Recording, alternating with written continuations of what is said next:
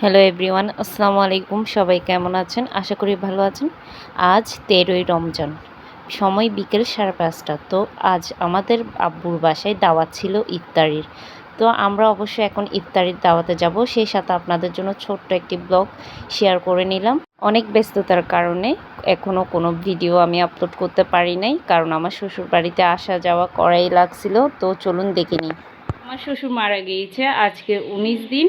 তার মধ্যে আমার বাসায় ছোটোখাটো একটা ছোট্ট ফাতিহাও করা হচ্ছে, কিন্তু এখন ইফতারের সময় রান্নাবান্নাও আমার কমপ্লিট হয়ে গেছে।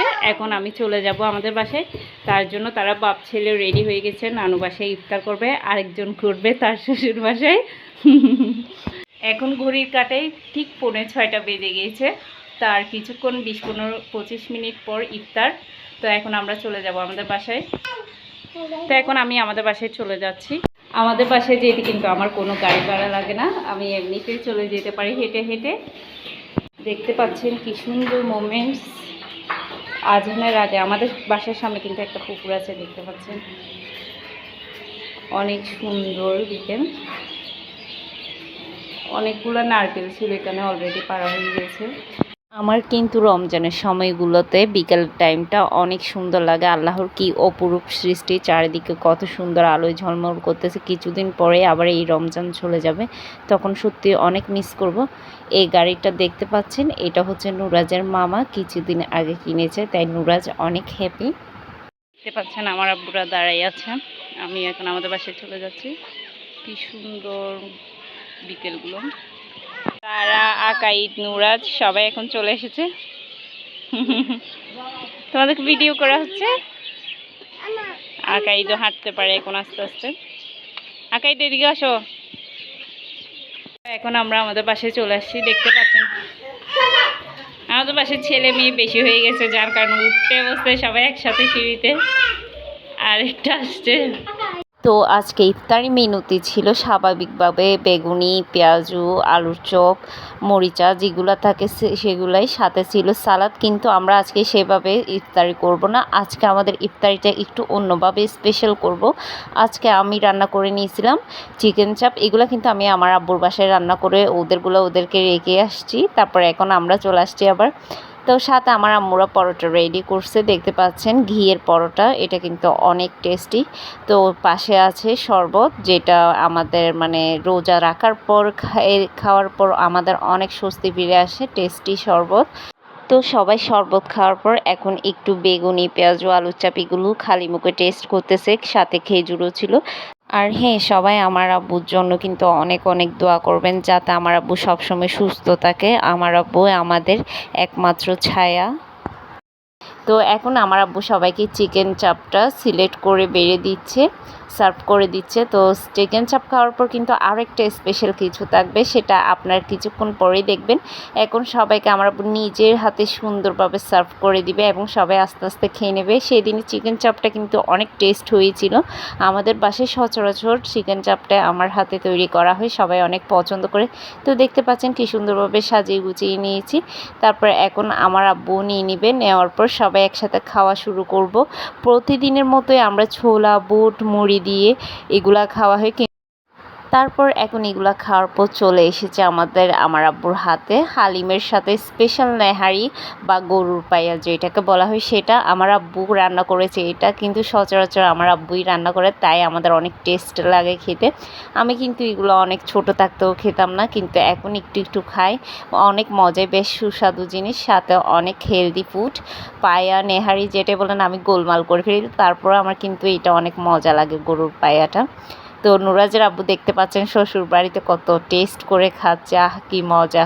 এরকম শ্বশুর বাড়ি কয়জনে পাই, এত ফ্রেন্ডলি, এত আদর, এত যত্ন। বড় মেয়ের জামাই হইলে কিন্তু শ্বশুর বাড়িতে সব আদর পাওয়া যায় শ্বশুর শাশুড়ির ক্ষেত্রে, কারণ প্রথম মেয়ের জামাইদেরকেই বেশি আদর করা হয়। তারপর ছোটোদেরকেও করা হয়, কিন্তু সেটা পর্যায়ক্রমে আসে। তো এখন দেখতে পাচ্ছেন সবার এখন খাওয়া শেষ হওয়ার পর এখন কোল্ড ড্রিঙ্কস খাওয়া হচ্ছে। সময় কি সুন্দর আলো ছিল, আর এখন আসার সময় সন্ধ্যা হওয়ার সাথে সাথে ঘুটে অন্ধকার।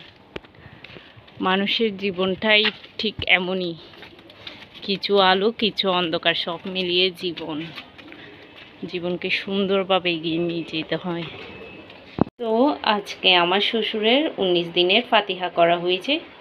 তো আমি রান্না করেছি ফাতিহাটা বলতে গেলে আমি বাসার মধ্যে ছোট করে দিয়েছি। এগুলো হচ্ছে ভাত আর এগুলো হচ্ছে মুরগি। দাঁড়ান আপনাদেরকে আমি ভালোভাবে দেখব।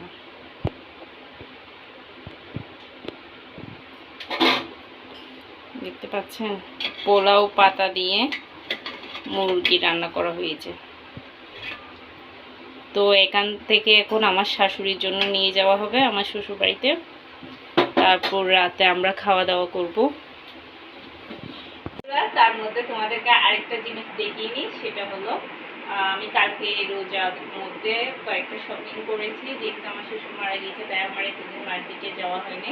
তো আমি এই কয়েকদিনের মধ্যে কালকে মার্কেট করেছি। তো চলুন আপনাদেরকে দেখিয়ে নিই। তো আমার শপিং বলতে 2-3টা কিছুই কেনা হয়েছিল, আমি আপনাদেরকে দেখানোর ট্রাই করব।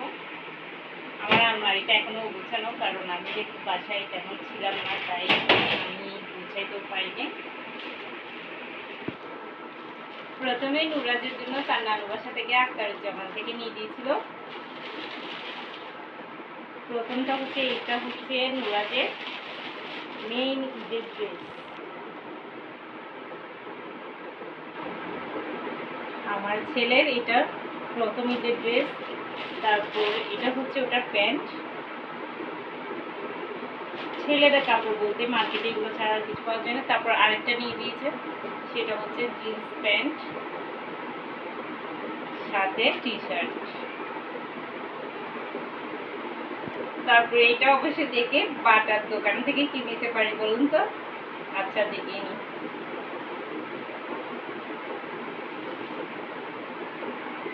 এগুলো হচ্ছে স্যান্ডেল। এগুলো আমার রাফ ইউজের জন্য বছরে একবারই কিনা হয়। তারপরে এটাতে কি থাকতে পারে গেস্ট করেন তো? দেখতে পাচ্ছেন আমি মার্কেটে গেলে যেটা পছন্দ হয় সেটা নিয়ে আসি, আর আমার হাজব্যান্ড আমার যেটা পছন্দ হয় সেটা নিয়ে আসি, সবসময় না বলে না। এটা কিন্তু একটা ইম্পোর্টেড ব্যাগ। এটা আমি দেখেছিলাম তার আগের দিন, পরের দিন দিয়ে নিয়ে এসেছি। কত হতে পারে দামটা কিন্তু বলবো না, আপনারা গেস্ট করেন। তো আমার এই কয়েকটা জিনিসই ছিল আর কালকে শপিং। তারপর আরও সামনের দিকে করা হবে, ওগুলো আপনাদেরকে শেয়ার করবো। আজকে এই পর্যন্ত। তো এখন আমি একটু পরে আমার শ্বশুর বাড়িতে চলে যাব আমার শ্বশুর বাড়ির জন্য ভাত নিয়ে, যেহেতু আমি ফাতিহা দিয়েছি ছোট করে আমার বাসায় তাই। তো আজকের ব্লগটি কেমন লাগলো অবশ্যই আমাকে ভিডিওতে কমেন্ট করে জানাবেন, সাথে আমার চ্যানেলটি সাবস্ক্রাইব করে পাশে থাকবেন। বেশি বেশি কিন্তু আমার ভিডিওটি শেয়ার করে দিবেন। আমার ফেসবুকে যুক্ত হয়ে যাবেন, আমার টিকটকে যুক্ত হয়ে যাবেন। আল্লাহ হাফিজ।